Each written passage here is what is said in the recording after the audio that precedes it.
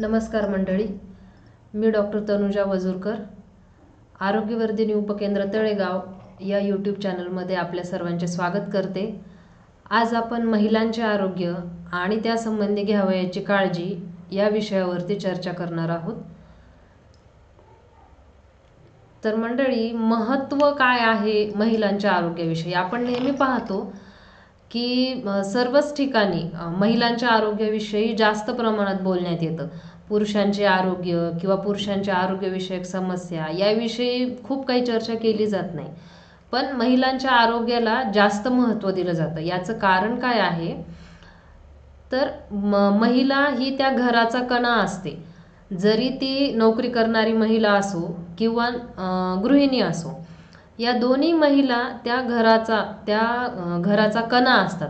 कारण घरामध्ये स्वयंपाकघरात काय काय करायचे किंवा मुलांना शिस्त लावणे असो, आरोग्यविषयक चांगल्या सवयी लावणे असो, या सर्व गोष्टींमध्ये महिलांचा मोलाचा वाटा असतो। कारण आपल्या घरातली मुलं लहानपणापासून आईशी खूप त्यांची जवळीक असते, आईवर खूप जास्त ते अवलंबून असतात। तर मग अशा महिला जर स्वतः आरोग्य संपन्न असतील, त्यांना आरोग्यविषयक सर्व योग्य ती माहिती असेल, तरच त्या त्यांच्या घराकडे व्यवस्थित लक्ष देऊ शकतील आणि त्यांच्या मुलांकडेही चांगल्या प्रकारे लक्ष देऊन एक सुदृढ आरोग्य संपन्न नवीन पिढी तयार करू शकतील। म्हणून महिलांच्या आरोग्याला अनन्यसाधारण महत्त्व आहे। मग त्यात आणखी काय महत्त्वाच्या गोष्टी आहेत? तर महिला गृहिणी असेल तर जास्त करून त्या काय करतात, स्वतःच्या जेवणाकडे लक्ष देत नाही, वेळेवर जेवण करत नाही।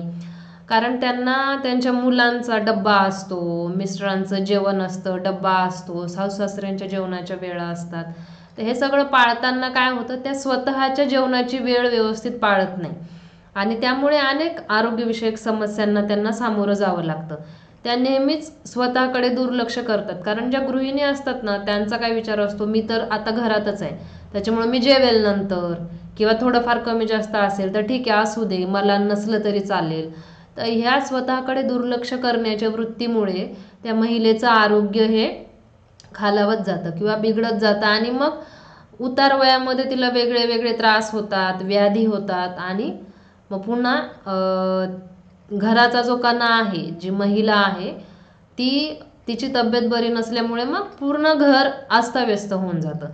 तर अशा महिलांच्या आरोग्यविषयक समस्यांविषयी आपण आज पाहणार आहोत आणि त्यांनी त्यांचं आरोग्य चांगलं राहण्यासाठी काय काय करायला हवं याविषयी आज आपण पाहणार आहोत।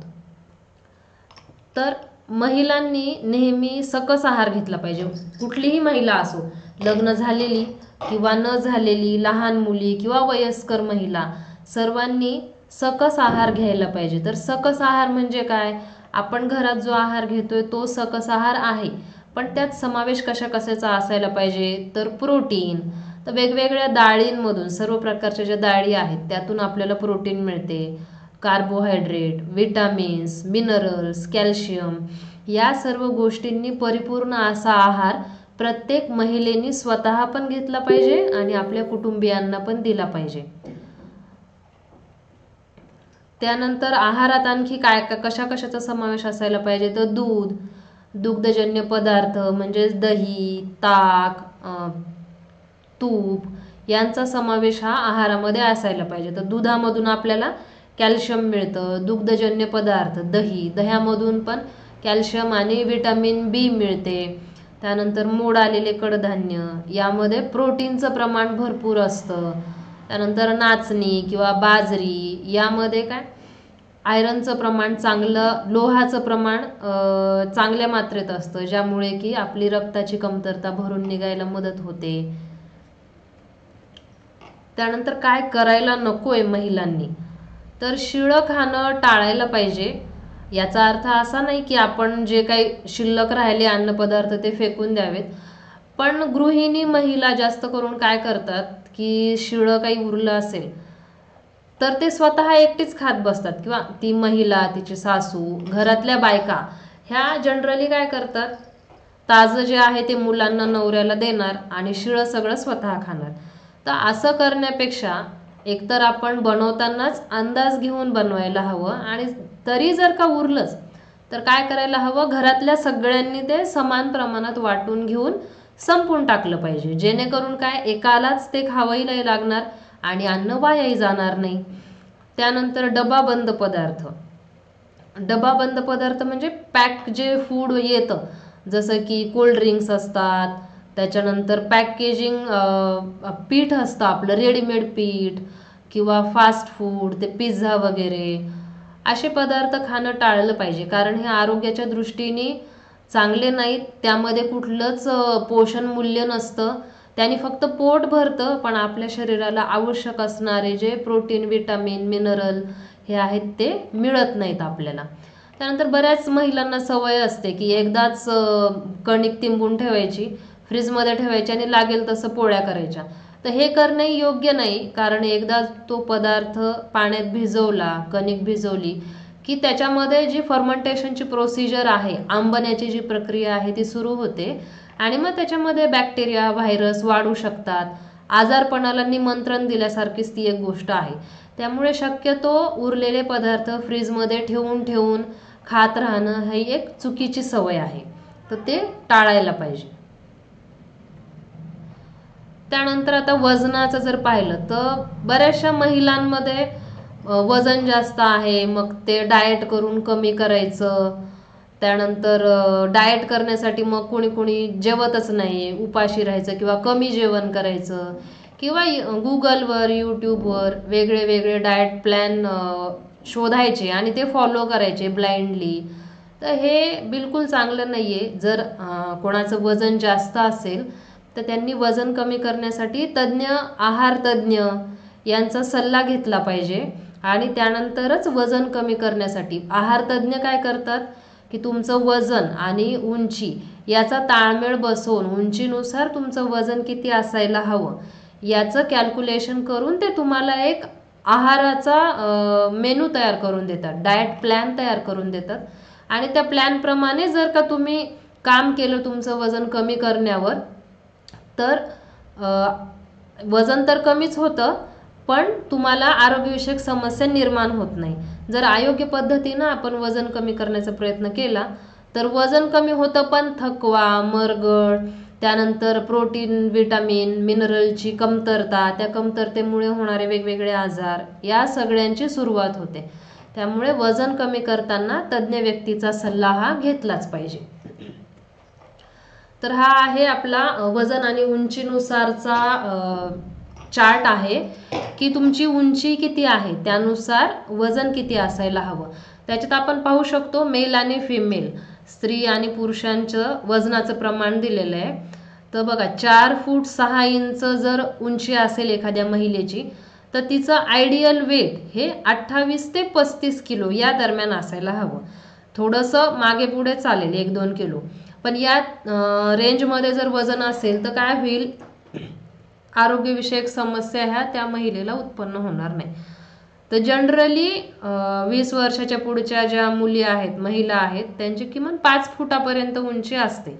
थोडं कमी हाईट असेल तर याच्यामध्ये पूर्ण 4.5 पासून ते 6 फूट उंचीपर्यंतचा वजनाचं प्रमाण दिलेलं आहे. तर 5 फूट ॲव्हरेज ज्यांची हाईट आहे त्यांचं वजन किती असायला हवे, 40 ते 50 किलो. यापेक्षा जर कमी वजन असेल तर आपण ते वाढवायचा प्रयत्न केला पाहिजे आणि जर जास्त असेल तर ते कमी करण्यासाठी प्रयत्न केला पाहिजे, पण तेही तज्ज्ञांचा सल्ला घेऊन. तर आता महिलांच्या आरोग्यविषयक जर आपण विचार केला तर महिला म्हणजे जन्मलेल्या छोट्याशा बाळापासून ते 40, 60, 70 वयापर्यंत जी स्त्री आहे तिच्या आरोग्याचा विचार हा तिच्या जन्मापासून जर आपण केला तर तिचं आरोग्य हे नेहमी करता चांगलं राहील. तर यात जर आपण विचार केला महिलांच्या आरोग्याचा तर 3 वयोगटानुसार आपण याविषयी माहिती पाहूया. तर पहिला वयोगट आहे 0 ते 20 वर्ष वय, त्यानंतर 20 ते 40 वर्ष वय आणि 40 वर्षाच्या पुढे. तर पहिला वयोगट पाहू आपण 0 ते 20 वर्ष वय. याच्यामध्ये 0 ते 5 वर्ष वयोगटामध्ये सर्व मुला मुलींना लसीकरण असतं, जे आपण गोवर रुबेलाचा जो व्हिडिओ पाहिला होता त्यामध्ये लसीकरणाचा पूर्ण चार्ट आणि पूर्ण माहिती दिलेली आहे, तो तुम्ही पाहू शकता लसीकरणासाठी. तर 5 वर्ष वयापर्यंत नियमित लसीकरणामध्ये मुलींचे सर्व लसीकरण केले पाहिजे. त्यानंतर 5व्या आणि 10व्या वर्षी TDचा डोस असतो. डिप्थेरिया आणि टिटॅनस या 2 आजारांवरची लस असते. आणि त्यानंतर मग मुलींना आपण जर विचार केला तर एक 5वी 6वी 7वी पासून पुढे काय होतं, करिअर ओरिएंटेड होतात, मुलं असो मुली असो. तर त्यांना त्यांचं करिअर पुढे काय करायचंय, त्यानंतर अभ्यास असतो खूप सारा. तर या अभ्यासाचा, करिअरचा, कॉम्पिटिशनचा ताण येतो. तर या ताणामुळे काय होतं, त्यांचं आरोग्य बिघडू शकतं. तर यासाठी त्यांनी स्वतःच्या आहाराकडे व्यवस्थित लक्ष दिलं पाहिजे. आता 10 ते 20 वर्ष वयोगट हा काय करिअरच्या दृष्टीने खूप महत्त्वाचे हे दिवस असतात मुलींचे. त्यामुळे त्यांच्यामध्ये एकाग्रतेची फार गरज असते. आणि या कालावधीमध्ये काय होतं, काही जणांचं अतिताणामुळे, टेन्शनमुळे वजन वाढतं. आता अभ्यास करायचा म्हणजे बैठे काम आहे, म्हणजे बसून राहण्याचा जो कालावधी आहे तो खूप जास्त होतो आणि त्याच्यामुळे वजन वाढण्याची शक्यता असते. तर मुलींनी जर त्यांचा आहार चांगला ठेवला, व्यायाम केला, व्यवस्थित बाहेरचं खाणं टाळलं, तर काय होईल, त्यांना हा त्रास होणार नाही. आणि विटामिन आणि मिनरलची जर योग्य प्रमाण राहिले त्यांच्या शरीरामध्ये, तर एकाग्रता करण्यामध्ये सुद्धा त्यांना मदत होईल, काही त्रास होणार नाही. तर ह्या वयोगटामध्ये व्यायाम कुठले कुठले करायला पाहिजे, तर सूर्यनमस्कार हा सर्वांगीण व्यायाम आहे. कुठल्याही वयातील स्त्रीने किंवा पुरुषाने सूर्यनमस्कार हे करायला पाहिजे. सूर्यनमस्काराच्या ज्या सगळ्या 12 स्टेप्स आहेत, त्या सगळ्या स्टेप्सनी काय होतं, आपल्या प्रत्येक सांध्याला व्यायाम मिळतो, वजन कमी व्हायलाही मदत होते आणि फार अवघडही नाही हा व्यायाम. त्यानंतर या वयोगटातील मुलींनी सकाळी आणि संध्याकाळी किमान 50-50 किंवा 100-100 दोरीवरच्या उड्या मारायला हव्या. चालायला जायला पाहिजे. आणि त्या जे काही शाळा किंवा कॉलेजला जात आहेत ते अंतर त्यांना शक्य झालं तर सायकलवर जायला हवं. याने काय होईल, त्यांचा व्यायाम पण होईल आणि तेवढं अंतरही त्यांचं कटेल. पण आजकालच्या मुलींना कसं वाटतं की नाही, मला गाडीवर नेऊन सोडावं किंवा माझी तरी गाडी असावी. पण यापेक्षा महत्त्वाचं आहे की त्यांचा जर व्यायाम झाला तर काय होईल, खाल्लेलं जे अन्न आहे ते व्यवस्थितरित्या पचेल. त्यानंतर व्यायाम झाल्यामुळे सांधे मोकळे राहतील, भूक चांगली लागेल आणि झोपही चांगली लागेल. आणि त्यामुळे पुन्हा मग तेच एकाग्रता व्यवस्थित होईल, अभ्यासात त्या चांगल्या राहतील, पुढे जातील आणि करिअरमध्ये सुद्धा खूप चांगल्या उंचीवरती त्या जाऊ शकतील. तर व्यायाम करणे खूपच महत्त्वाचं आहे. त्यामुळे सूर्यनमस्कार हा सोपा आणि सुंदर व्यायाम आहे, तो करायलाच हवा. त्यानंतर आता 0 ते 20 म्हणण्यापेक्षा टीनेजर, किशोरवयीन ज्या मुली आहेत त्यांच्यामध्ये आरोग्यविषयक समस्या काय काय येऊ शकतात त्याविषयी आपण पाहू. तर सर्वात पहिल्यांदा आहे मासिक पाळी. एक वयाचे 11, 12, 13 या वयामध्ये मासिक पाळी सुरू होते. मासिक पाळी दर महिन्याला येते आणि मग ते मासिक पाळी आल्याच्या नंतर पोटात दुखणं, पायाला गोळे येणं किंवा मासिक पाळी रेग्युलर न येणं, अशा सगळ्या आरोग्यविषयक समस्या त्या मुलीला निर्माण होऊ शकतात. त्यानंतर आहे एक PCOD नावाचा आजार आहे. तर PCOD काय आहे, पॉलिसिस्टिक ओव्हॅरियन डिसीज.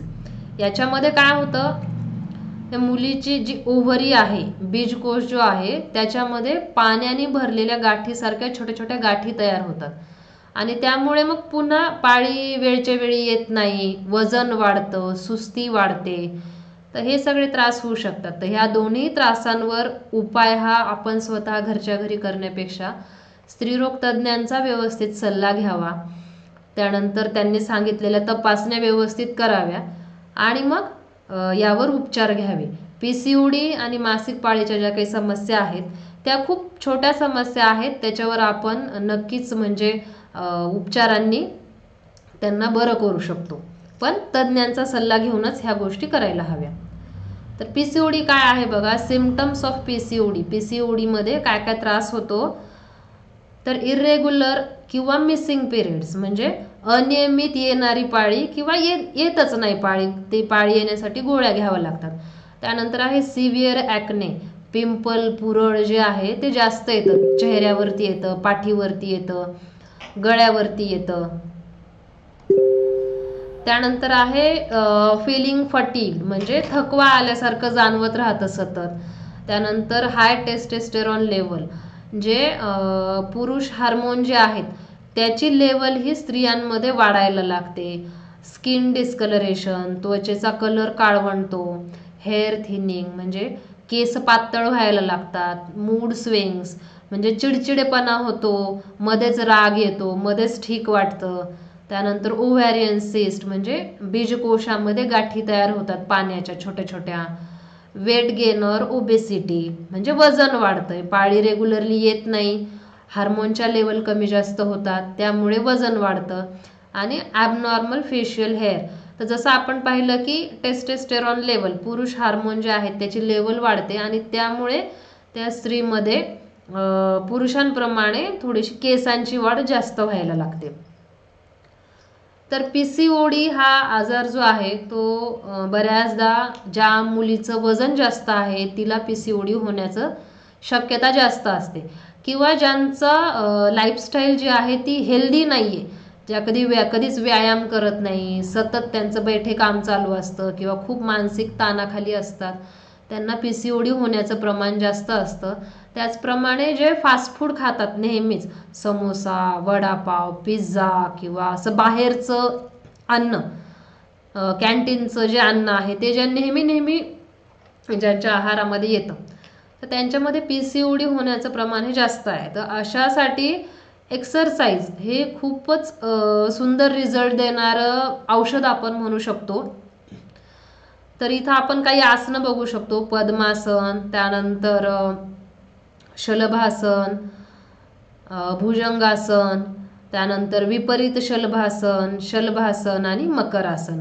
सूर्यनमस्कारासोबतच या अशा प्रकारचे अनेक व्यायाम आहेत ज्यामुळे काय होतं, आपल्या बॉडीमधलं मेटाबॉलिझम, चयापचय जे आहे ते व्यवस्थित व्हायला लागतं आणि त्यामुळे हार्मोनचं सिक्रिशन सुद्धा अगदी व्यवस्थित व्हायला लागून PCODचा आजार आपोआप कमी होतो आणि आपलं वजन सुद्धा नियंत्रणात राहतं.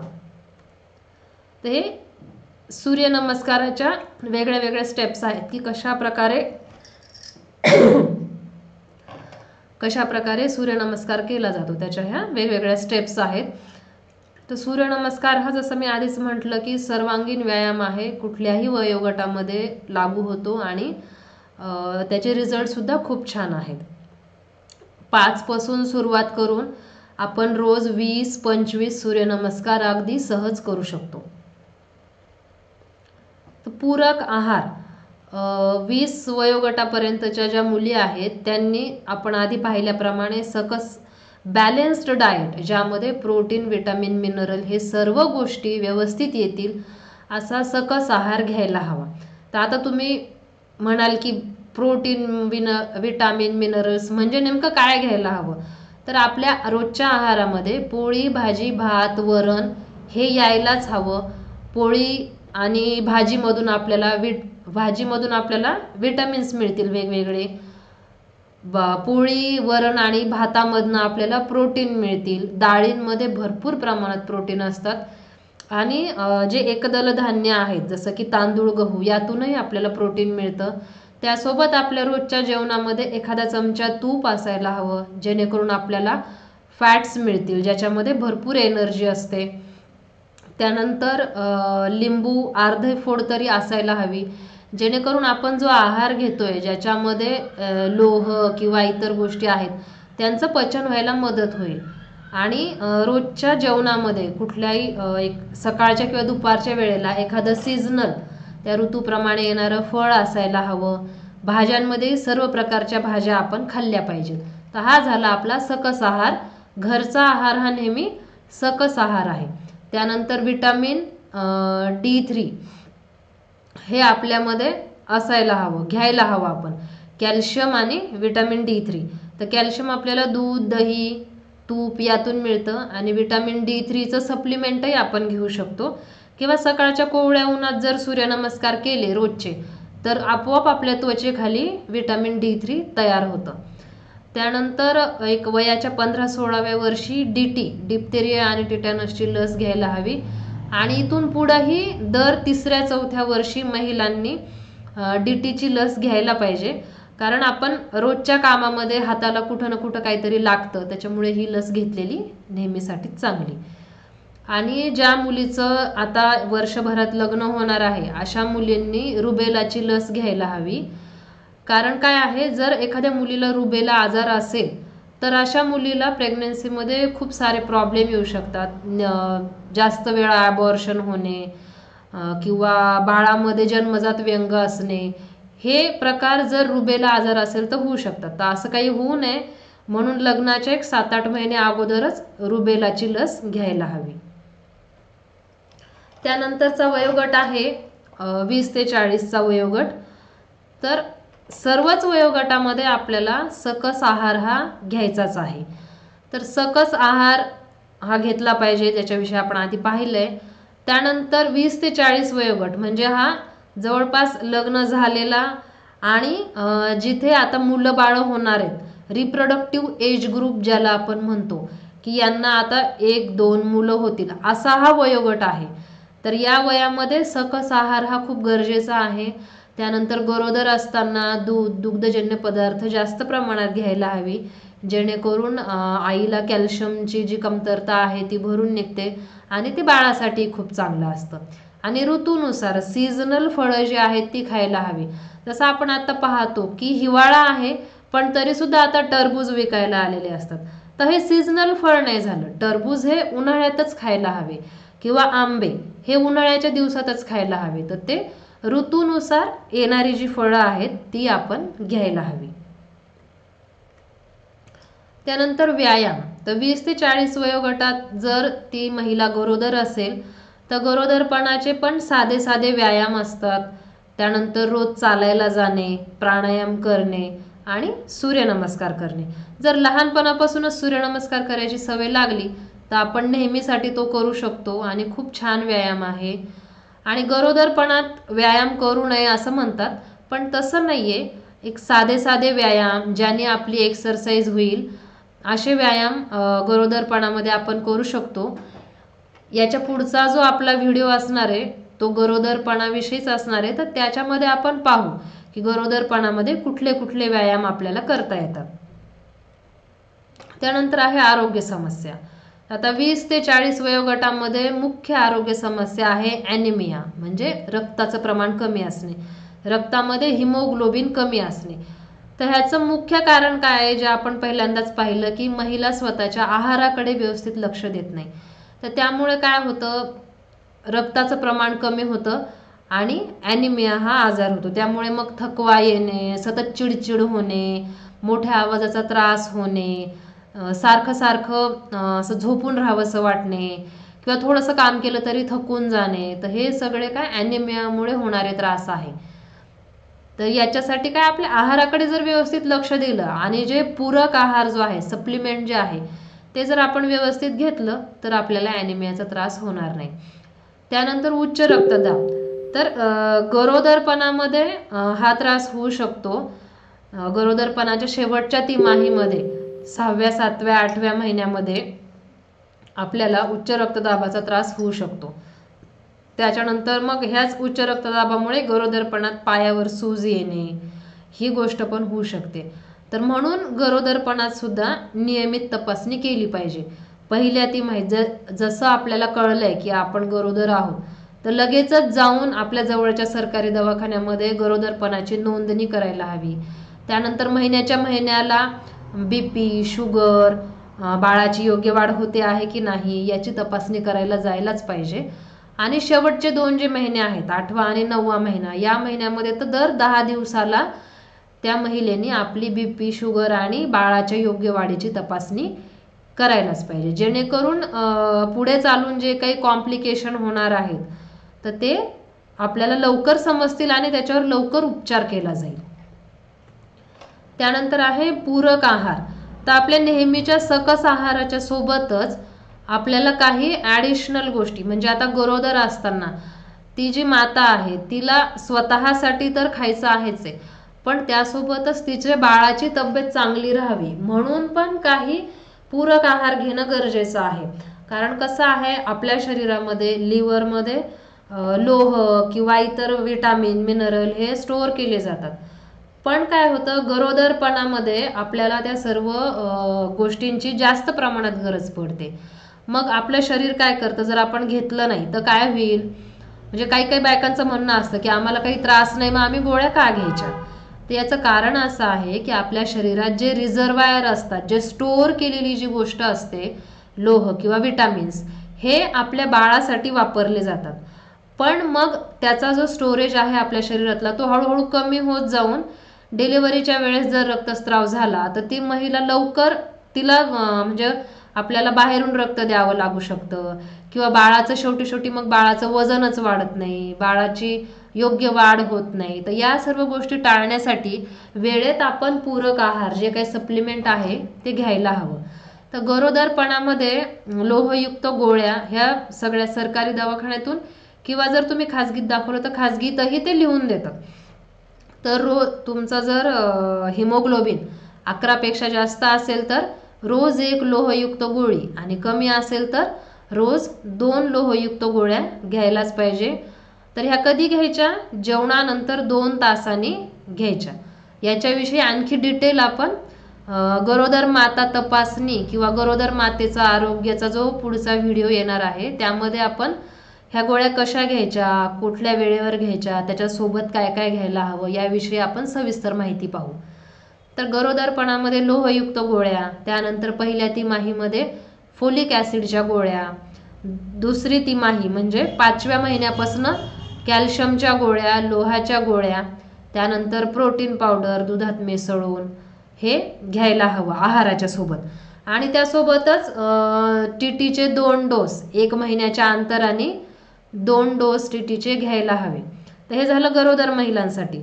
पण आता 20 ते 40 वयोगटामध्ये ज्या महिला गरोदर नाहीत अशांनी सुद्धा रक्ताचं प्रमाण व्यवस्थित राहावं म्हणून काय करायला पाहिजे, वीकली IFA आपल्या भारत सरकारने विप्स नावाचा एक कार्यक्रम राबवलेला आहे, ज्याच्यामध्ये किंवा ॲनिमिया मुक्त भारत नावाचा एक कार्यक्रम राबवला आहे, ज्याच्यामध्ये काय दर आठवड्याला 1 लोहयुक्त गोळी ही प्रत्येकाने खायची आहे, जेणेकरून काय होईल, रक्ताचं जे काय कमी प्रमाण आहे ते हळूहळू भरून निघेल. तर ज्या महिला गरोदर नाहीत अशा महिलांनी दर सोमवारी 1 लोहयुक्त गोळी खायला पाहिजे. आता आपण गरोदरपणामध्ये बघा प्रोटीन पावडर जे देतात त्याच्यामध्ये ते विशेष ॲडव्हर्टाईज करतात की हे DHA युक्त प्रोटीन पावडर आहे. पण आपल्याला आपल्या रेग्युलरच्या आहारात सुद्धा DHA मिळू शकतं. तर DHA कशामध्ये आहे, जवस, कारळ आणि अक्रोड यामधून सुद्धा आपल्याला DHA मिळू शकतं. तर रोजच्या जेवणामध्ये थोडीशी जवसाची चटणी, कारळाची चटणी जरी ठेवली किंवा भाजून ठेवलं जवस आणि आपल्या बडीसोपमध्ये मिक्स केलं तरी आपल्या रोजच्या आहारात थोडंसं जवस येईल आणि त्यामुळे आपल्याला DHA मिळेल, जेणेकरून गुडघेदुखी किंवा पाळीच्या काही थोड्याफार समस्या असतात त्या कमी व्हायला मदत होईल.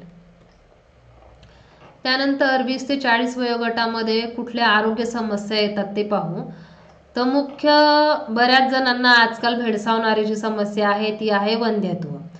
तर 20 ते 40 वयोगटामध्ये लग्न झाल्याच्या नंतर वंध्यत्व आहे असं आपण कधी म्हणू, जर लग्न झाल्यापासून त्या कपलला 2 वर्षापर्यंत एकदाही जर ते प्रेग्नेंट राहिली नाही ती महिला, तर आपण म्हणू की तिला वंध्यत्वाची समस्या आहे.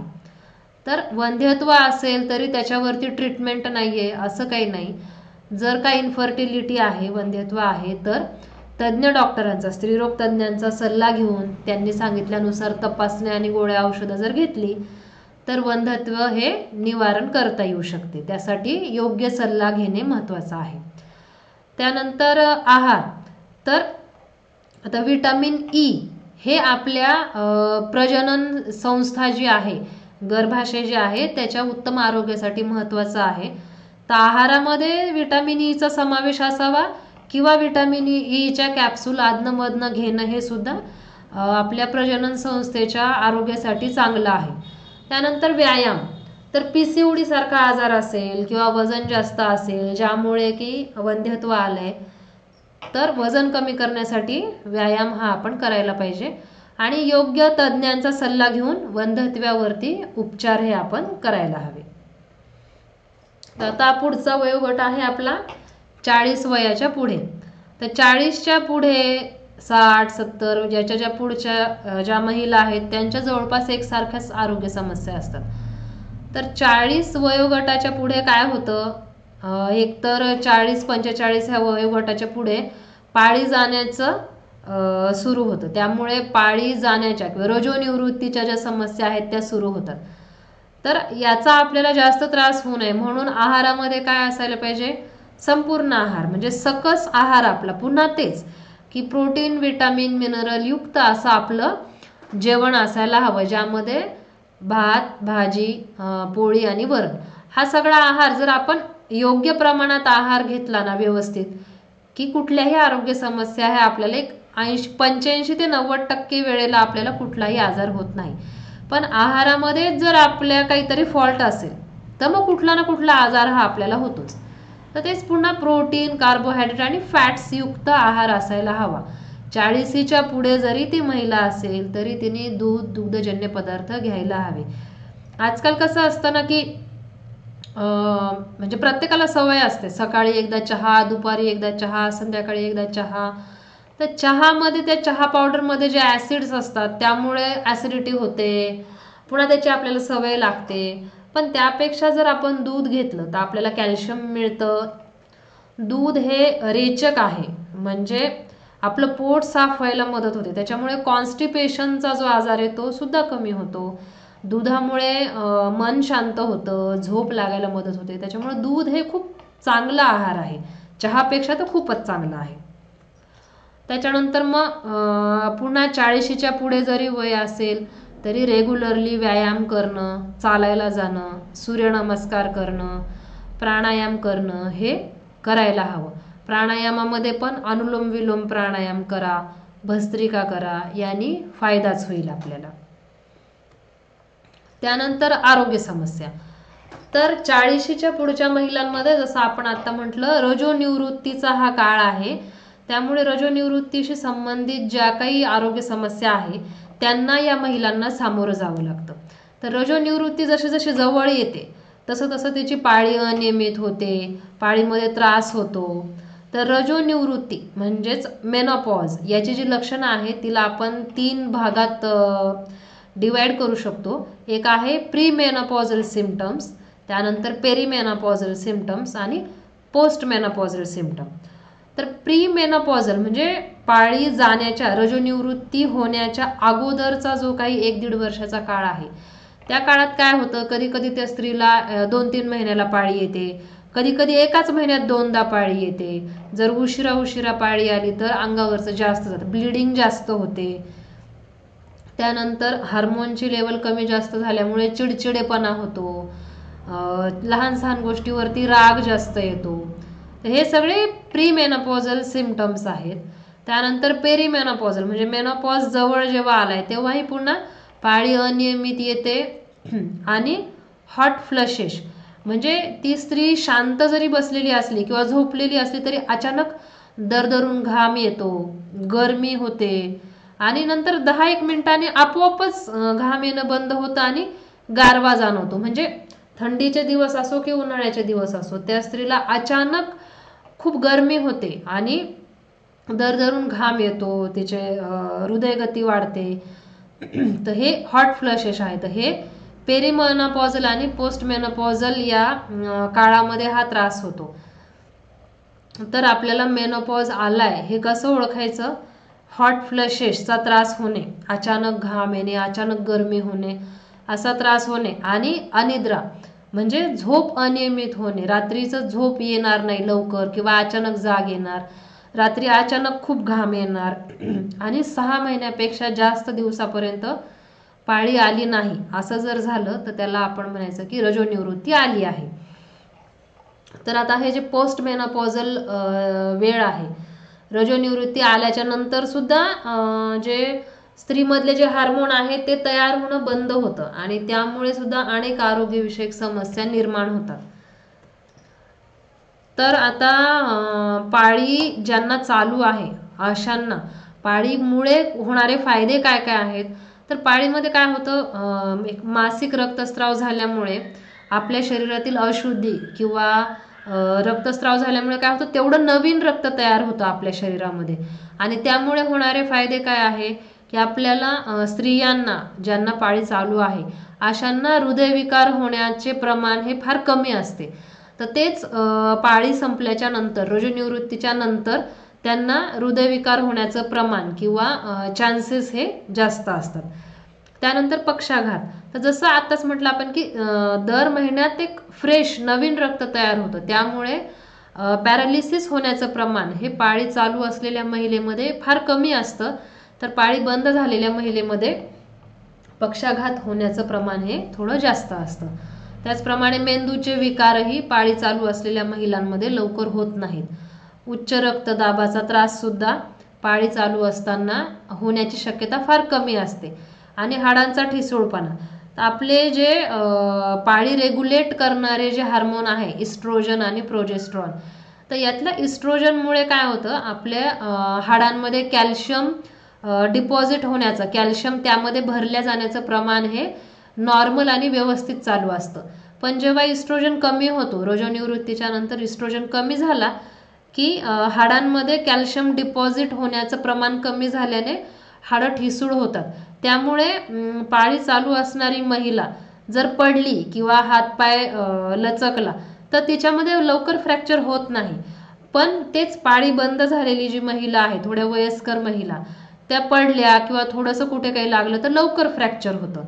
तर हे आहेत आपले पाळी चालू असताना पाळी असल्यामुळे हे आपल्याला फायदे होतात.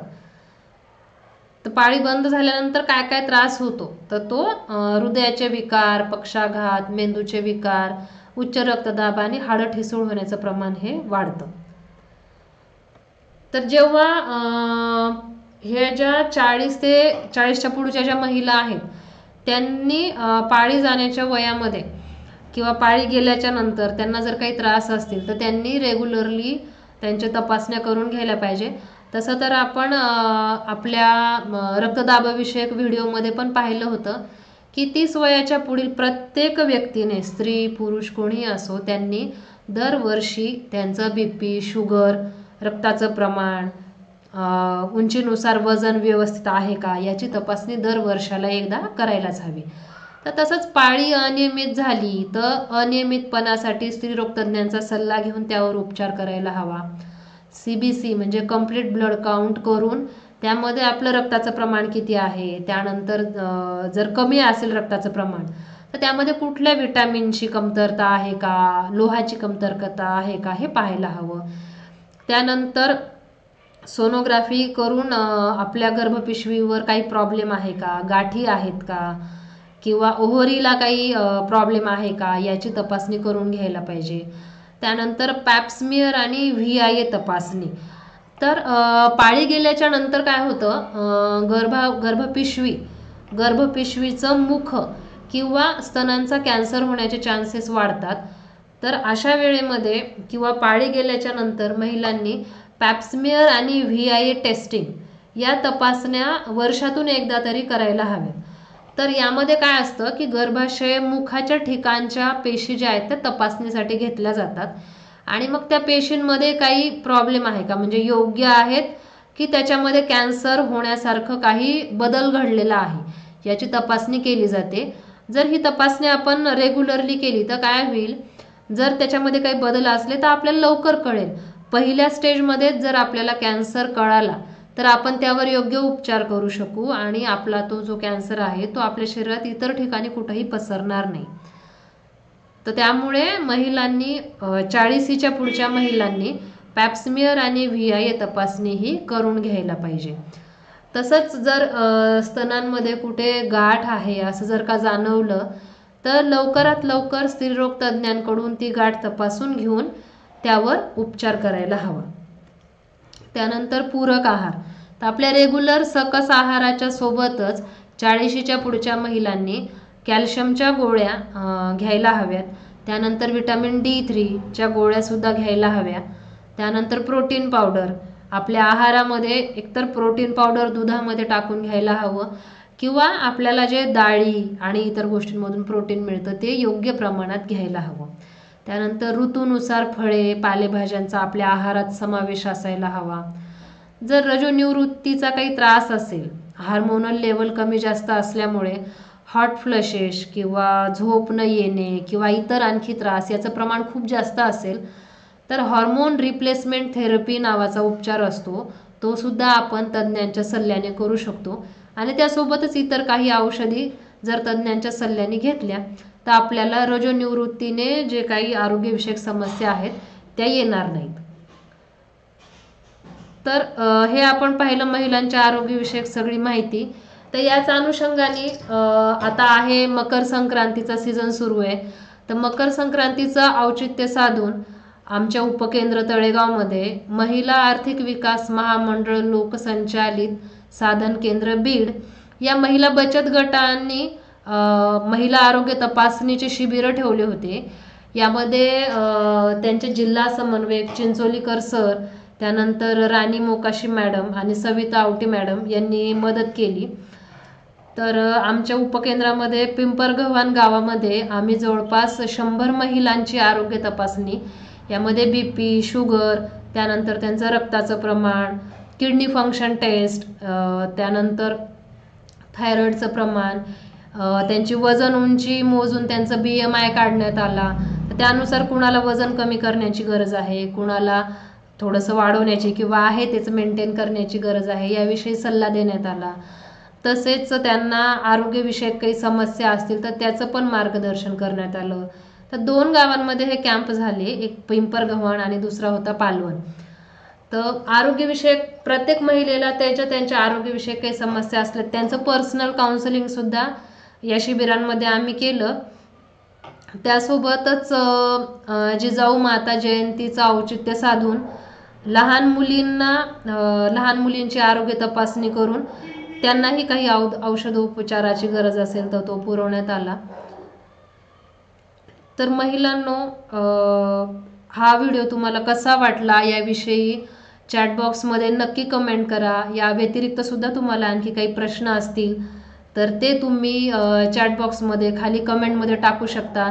मला शक्य होईल तेवढ्या सर्वांची उत्तरं देण्याचा मी प्रयत्न करेल. व्हिडिओ कसा वाटला हे सांगा आणि चॅनलला लाईक, शेअर आणि सबस्क्राईब करा. थँक्यू.